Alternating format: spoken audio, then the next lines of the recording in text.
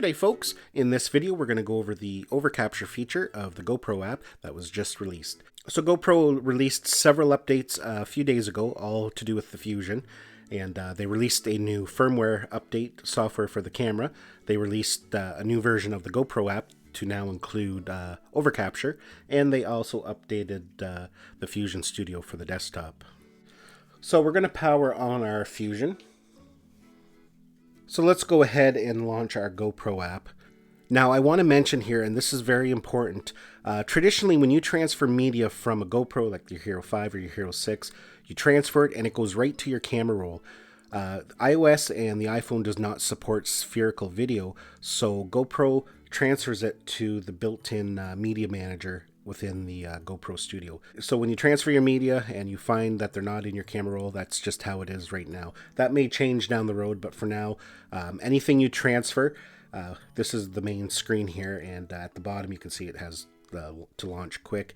There's your home button, and this is your media manager. And anything you transfer spherical wise will appear in this section here. So we're going to connect to the Fusion like we would any other GoPro. We're going to click that little button there. And we're just going to go to the media on the Fusion. Join the network.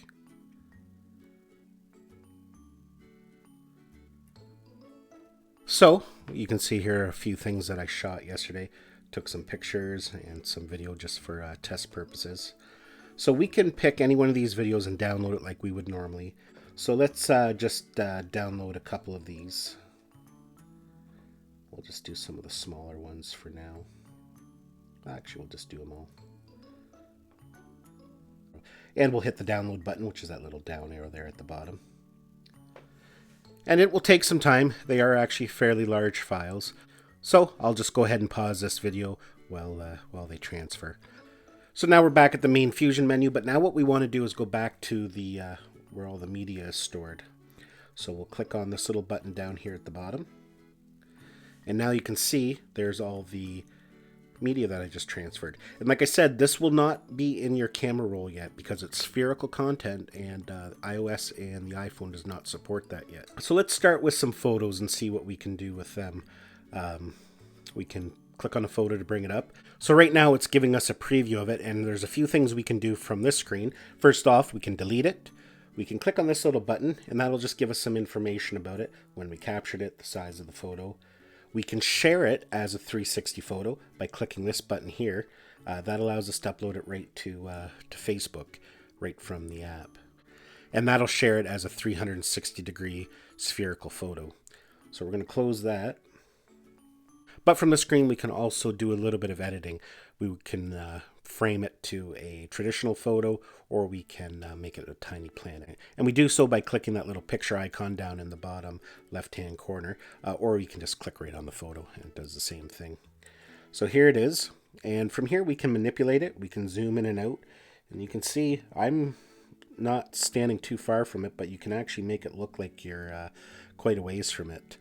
So that's actually kind of neat. From there, just by manipulating it, you can see we've got a tiny planet. You can rotate it, and you can use your phone to get different angles as well. When I'm working with photos, I like to turn the gyroscope off because, you know, you're trying to fine tune it how you want to look, but every time you move the camera, it's getting all weird. So we can turn the gyroscope off by clicking this little button here, those little dots, and we'll turn the gyroscope off. So now, as you can see, we can move the phone and it's not going to go crazy on us. So from here, we can kind of frame it how we want. If we want it just like a traditional photo, we can do so. Or we can manipulate it into a tiny planet. So once you have something that you're happy with that you want to export, let's actually just do a traditional photo. I just want to export a photo like that. We're now going to click on this little picture icon, and that'll bring up this next menu here. And from this menu, we can set the size of the photo by clicking that little button there. We can do it as 16 by 9, or we can do it as a square if you're going to be sharing it to Instagram. So let's actually do it as a square. So now once we're happy with that, we can click next. And from here, it gives us some other options. We can share it directly to Facebook, Twitter, Instagram. It also gives you the standard options for your iPhone, or we can download it to Camera Roll. So if we click there, that's now so it's now saved to our Camera Roll. So the big thing though is video. So let's take a look at a video here. I am just going to open this little guy here. Once we've opened a video, there's a lot we can do from the different screens. So I'll kind of go over all the different things here. The first thing is we can trim it, you know, by dragging in the beginning and end.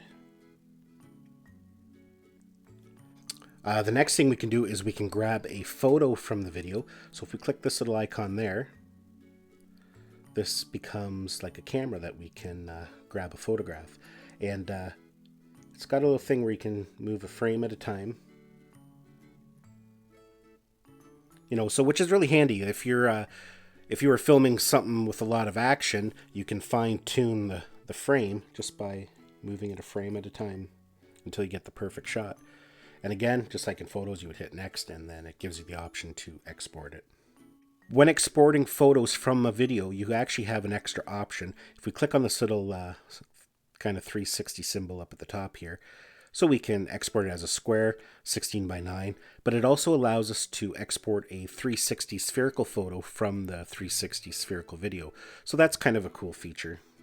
So the next thing we can do here is share it. So let's click on the share button. So what this will do is it allows us to share it right to YouTube or to Facebook as a 360 spherical VR video. And just like when working with photos, you can turn off the gyroscope by hitting that little button there. So this little button to the side here, that is the OverCapture symbol. It's a circle with two little notches in it. So we can click on that and we go into OverCapture mode. So the first thing we can do, just like when working with photos, we can click on that little button there and set the size. Square if you're going to be uploading to Instagram, or 16:9 like a traditional HD video. We can kind of preview it, hit the play button, and we can kind of line things up. Like, you know, this isn't recording yet, but we can kind of see how we like things, you know, what angles we want, what it looks like as a tiny planet, what it looks like as an inverted tiny planet. So yeah, we can play around and try different things. So once you've played around and you figure out kind of what you want to do, we're going to now record and punch out a traditional video. And how we do that, we just hit this little button here. So it's recording now, and however you move the phone is what it's going to capture. So if you want to go up or down, you can go off to the side. You can spin right around, and you can also manipulate it with your finger as well. Right? So if you don't want to move it too much. And also while we're capturing, we can go into Tiny Planet and do whatever we want, and it's going to be recording there for us. When we're done, we're happy with what we got, we hit stop, and right there at the end it gives us a preview of what we've done.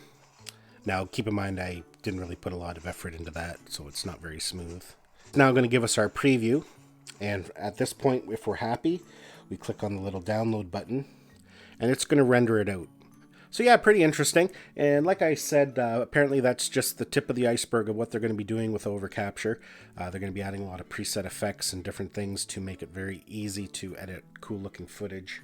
And I hope GoPro keeps up with the work they've done. They've made it a little more usable, a little more user-friendly. For people who don't have a really powerful computer, you can now edit your footage from the Fusion right on your smartphone. If you watched my review of the Fusion, it wasn't very positive just because the software was buggy and it was just limited to what you could do with it. I found anyways, the way I edit stuff.